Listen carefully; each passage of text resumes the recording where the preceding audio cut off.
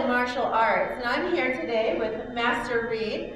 And Master Reid, thank you for being here with us. Well, it's my pleasure. Actually, I'm here with you. My pleasure to be hosting you here at the ATL. Well, I want to get right into it. I want to ask you, what is the progression of your martial arts training? Progression of my martial arts training. Well, I started like many people when I was a kid. When I was 8 years old, I did a little martial arts. My mom said, make a decision: football, basketball, baseball, or martial arts. Ooh, hard. Yes, I am the son of a coach who also was fortunate to play a year in the NFL, and so there was no possible way I was going to give up football, basketball, and baseball, even for martial arts. So I watched martial arts from afar for a long period of time, and then when I was fortunate enough to begin my professional career, at the end of our first season, I picked up martial arts. And what I did then was I studied Shaolin Kung Fu. I instructed Master Garry Grooms, and that was my foundation of martial arts. And so I got a good foundational base.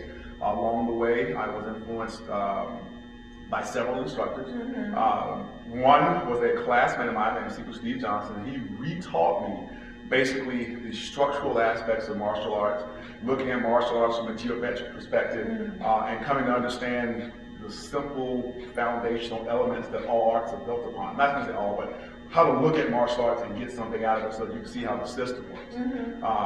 I also had a very good friend named Terrance who has passed away at this point in time, and he introduced me to, let's call them, more exotic arts that the American population probably hasn't seen as much of. A lot of African arts, some other Brazilian arts, some different types of karate and so forth. And he encouraged me to always broaden my perspective and not be limited by what other people said. I can't forget Guru Jolly, who taught me, was my first combatives teacher, you know, in terms of saying, hey, it's one thing to be about the commercial aspect or the ring, is another thing to talk about really defending yourself in the real world. And then my last instructors, or current instructors, I should say, Guru Phillip, Ghee, who was here in Atlanta, and then Pendekar, Bahati, Mershant, with Kuntao, Silat. Of course. So these are your influences. Those are some of my major influences. There were others, but those people right there carry a big, significant aspect. And I probably should say, I can't forget Elder Master Tim Nance and Elder Master Garry Mullins, who also are Shaolin practitioners. Without those two guys, there's no way that I would have maintained my interest in martial arts. They were very motivational, encouraged me at different points in time. So that group right there, I would say, are the major influences that have helped me to grow just a little bit in the martial arts world. Well, and also grow to found and own Reid's Shaolin martial arts. I know you've gone through a transition over the last year, but what is some advice that you could give our audience on being or becoming an even more, would you say, beneficial or successful business owner? I would probably tell any martial artist that you have to make some type of decision.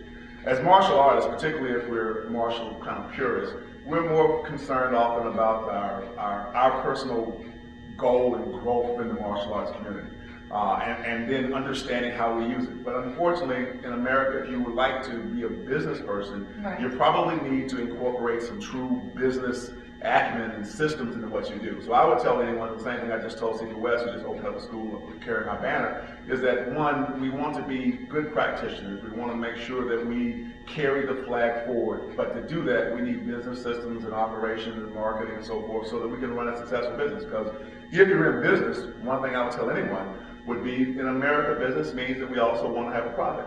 And if you run a martial arts school for 20, 30, 40 years and you have nothing to show for it, then you will have helped a lot of people. Okay? But for yourself, you do need to make money because we live in that country. So I would tell any person, first get some business systems and practices to what you're having to do. Make sure you have a good business plan and then implement both parts of that, the business and the martial arts. Not always easy to do, but if you're going to be in business, be in business. Well, you've done it successfully. You continue to grow and add new programs to... I've survived myself. Yeah, and done well for yourself too, not just survive. I've been very, very blessed. I've had a tremendous amount of people to be supportive of me.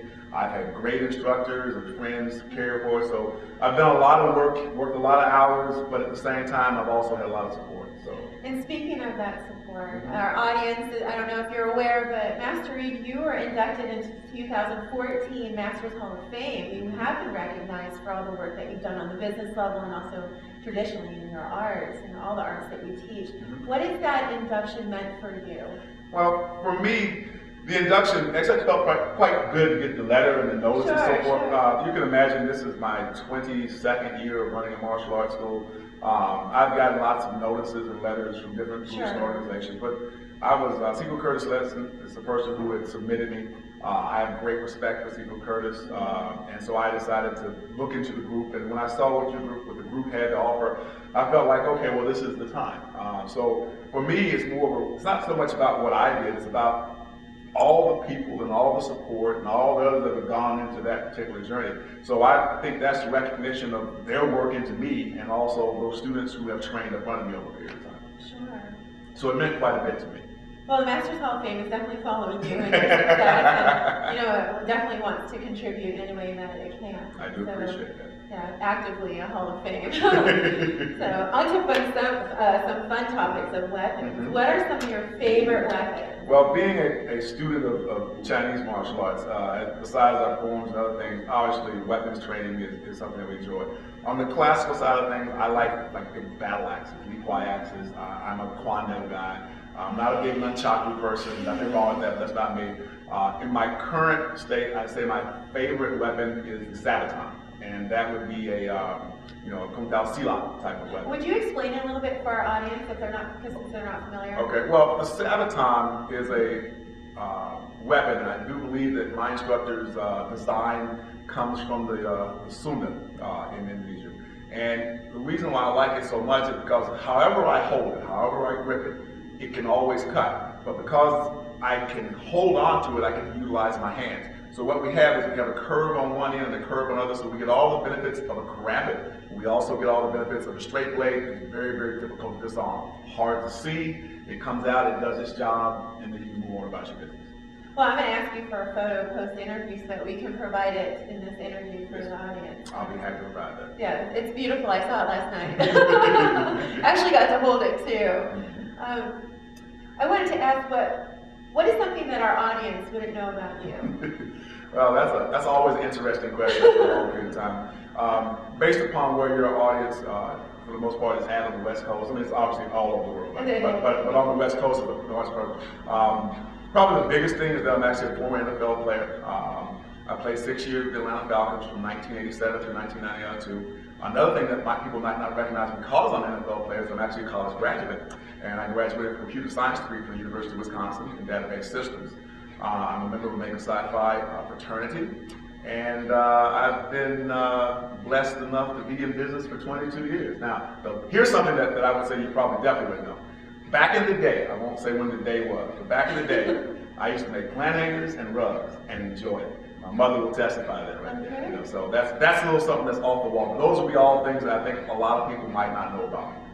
Thank you. Yeah. Thank you. And so, as something else the audience will want to know is what can we expect from you in the near future? Well, my biggest focus right now is to make sure that we can provide quality martial arts training. As I've now turned the grand old age of half century, it's really important to me, being from a family of educators, that I'm able to leave something with particularly the young people that I train. So I'm working on a lot of personal development stuff with my kids. I'm trying to make sure that in our Kung Fu, our Kuntao, our Silat, our Tai Chi and internal arts training, that we're really focused on core values and functionality that's beyond just a form. So we want to do things that will enrich people's lives. So more personal development for kids. On the combative side, making sure that we actually can utilize the things that we have and we can do it at a high level. On the internal side, making sure that we are able to center ourselves, able to understand energy and build it and do more with it.